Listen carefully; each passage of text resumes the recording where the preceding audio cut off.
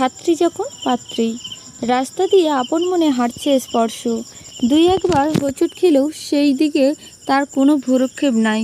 তার মাথায় এখন হাজার চিন্তার ছাপ। মাসের বাকি দিনগুলো কিভাবে সে পার করবে। বাসার আর্থিক অবস্থাও তেমন ভালো না যে বাসা থেকে টাকা চাইবে। এতদিন টাকা নিয়ে চিন্তা করা লাগতো না, কারণ লীলাদের বাসা থেকে যে টাকা পেত তা দিয়ে পুরো মাস ভালোভাবেই চলে। কিছু টাকা হাতে থাকতো। প্রয়োজন থাকা সত্ত্বেও স্পর্শকে আজ নীলাদের বাসার টিউশনটা বাদ দিতে হলো। অত্যন্ত সাধারণ পরিবারের ছেলে হচ্ছে স্পর্শ। সে ডাবির অনার্স 3য় বর্ষে রয়ান নিয়ে পড়েছে। পরিবারে আর্থিক সচ্ছলতা না থাকায় অনেক দিন ধরেই সে একটা টিউশনি খুঁজছিল। এক বান্ধবীর মাধ্যমে নীলাদের বাসায় টিউশনিটা পায় স্পর্শ। নীলার বাবা ঢাকা শহরের একজন বিশিষ্ট শিল্পপতি হয় টিউশনটা থেকে ভালো টাকা পেতে স্পর্শ। অপরূপ এক সুন্দরী মেয়ে লীলা, যে কেউ প্রথম দেখায় তার প্রেমে পড়তে বাধ্য। ছাত্রীও মোটামুটি ভালোই, যার ফলে স্পর্শকে বেশি কষ্ট করতে হয় না। অল্প একটু বুঝিয়ে দিলেই লীলা বুঝে যায়। প্রথম কয়েকদিন পড়াশোনা ঠিকভাবেই করলেও এখন কিছুটা অন্যমনস্ক দেখা যায় লীলার পড়াশোনার কথা বাদ দিয়ে বেশিরভাগ সময় স্পর্শের ব্যক্তিগত জীবন নিয়ে প্রশ্ন করে লীলা, যা স্পর্শকে বিরক্ত করে তোলে। বারবার বকা খাওয়া সত্ত্বেও লীলা একই কাজ করতে থাকে। আজ অনেকটাই রেগে আছে স্পর্শ।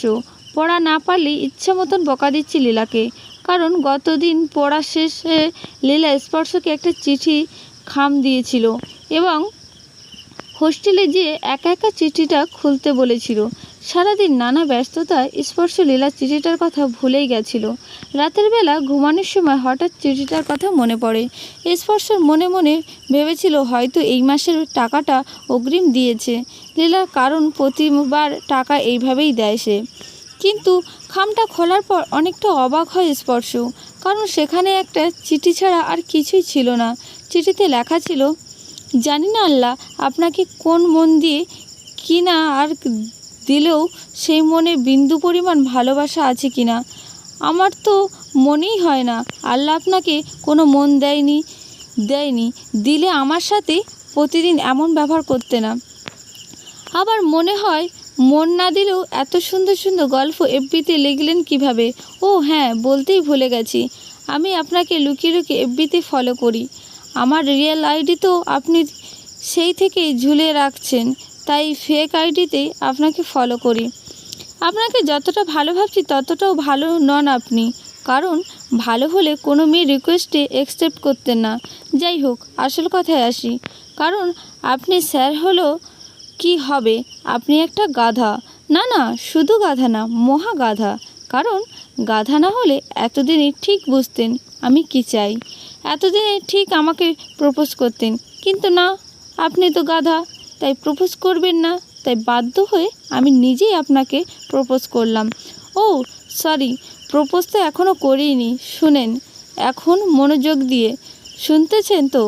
আমি আপনাকে ভালোবাসি। শুধু ভালোবাসি না, পাগলের মতন ভালোবাসি। ও সরি, আমার ক্ষেত্রে তো পাগলামির মতন হবেই। আজকে আমি চিঠিতে শুধু বুঝালাম যে আমি আপনাকে ভালোবাসি। কাল কিন্তু আপনি আমাকে সুন্দর করে প্রপোজ করবেন, কেমন? ভালো থাকুন, সুস্থ থাকুন, আর সব সময় আমাকে নিয়ে চিন্তা করুন, এটাই দোয়া করি। ইতি আপনার দূর। এত আপনি আপনি করছি কেন? হবে তো তোমার তুমি। চিঠিটা পড়ে স্পর্শ হাসবে নাকি রাগ হবে কিছুই বুঝতে পারেনি, তবে কিছুটা সময় সে বাকরুদ্ধ হয়ে পড়েছিল। স্পর্শ চলে আসার আগে লীলাকে সরাসরি না করে দিল এবং তাকে বুঝালো যে তুমি যা করছো ভুল করছো।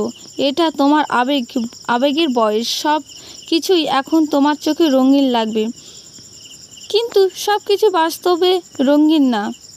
স্পর্শের কথা শেষ হলে লীলা বলে, আপনার কি মনে হয় আপনার সম্পর্কে খোঁজ খবর না নিয়ে আমি আপনাকে ভালোবেসেছি? আপনি যেটাকে আবেগ বলছেন, এই আবেগ কি সামান্য এই কয়েকদিনে তৈরি হয়েছে? না, আপনি ভুল ভাবছেন। আপনার জন্য আমার এই আবেগ অনেক আগে তৈরি হয়েছে, যা আস্তে আস্তে ভালোবাসায় পরিণত হয়েছে। আপনাকে আমি প্রথম আমার এক ফ্রেন্ডের কাজিনের বিয়েতে দেখি।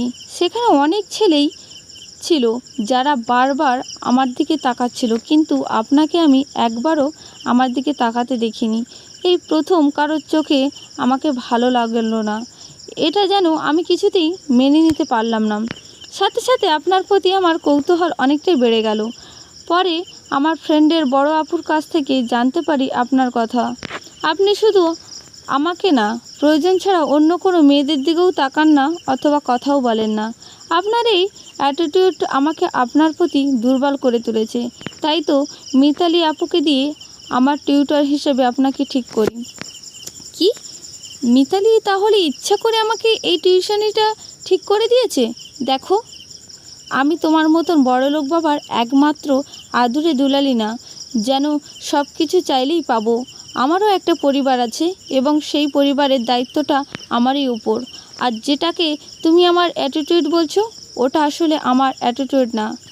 আমার ইচ্ছা থাকলেও সাধ্য উপায় নাই, তাই নিজেকে এমনভাবে গড়ে তুলেছি যে ইচ্ছা নামক জিনিসটাই যেন আমার মাঝে না জেগে ওঠে। আমার পক্ষে তোমাকে আর পড়ানো সম্ভব নয়। তুমি নতুন একজন শিক্ষক খুঁজে নিও বলে স্পর্শ নীলাদের বাসা থেকে বেরিয়ে আসে।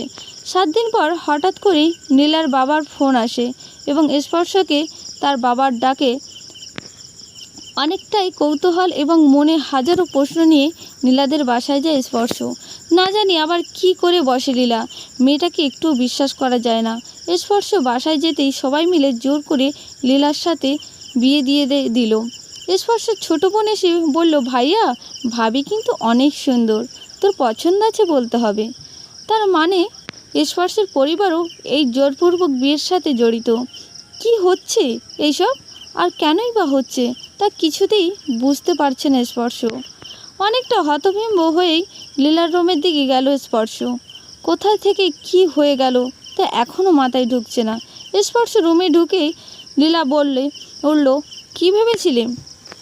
তুমি আমার ভালোবাসায় রাজি না হয় আমি খাওয়া দাওয়া ছেড়ে দিয়ে অসুস্থ অভিনয় করব? না, এইসব আমাকে দিয়ে হবে না। এইসব করার মানেই সময় নষ্ট করা। তাই যেটা করলে সময় বাঁচবে এবং তোমাকেও সারা জীবনে মনে পাবো সেটাই করেছি। কিন্তু এইসব তুমি কিভাবে করলা? আর তোমার বাবাকে কিভাবে রাজি করালে? সেটাই তোমাকে শুনতে হবে না। না, শুনতে হবে। তুমি বলো। বাবাকে বলেছি আমি প্রেগনেন্ট এবং তুমি আমার পেটের সন্তানকে অস্বীকার করেছো। যদি তোমাকে আমি না পাই তাহলে আমি এই পেটের বাচ্চা সহ সুসাইড করব। তাই বাধ্য হয়ে বাবা রাজি হয়েছে এবং তোমার পরিবারকে সব খুলে বলে এখানে এনেছে। তুমি বললা আর তোমার বাবা বিশ্বাস করেছে? বিশ্বাস না করার কি আছে? ডাক্তার আঙ্কেলকে বলে একটা নকল রিপোর্ট আগে থেকেই তৈরি করে রেখেছিলাম। আল্লাহ, তুমি এটা করতে পারলা? এভাবে আমাকে সবার সামনে খারাপ বানাতে পারলা? না পারার কি আছে? তুমি যদি মুখের ওপর আমার ভালোবাসাকে না করে দিতে পারো তাহলে আমি কেন পারবো না? এটা তো কেবল শুরু। যদি আর একবার শুনি যে তুমি আমাকে ভালোবাসো না তাহলে দেখো কি করি। না না, ভালোবাসি তো পাগলি। কতটুকু? গতকালের চেয়েও বেশি এবং আগামীকালের চেয়েও কম।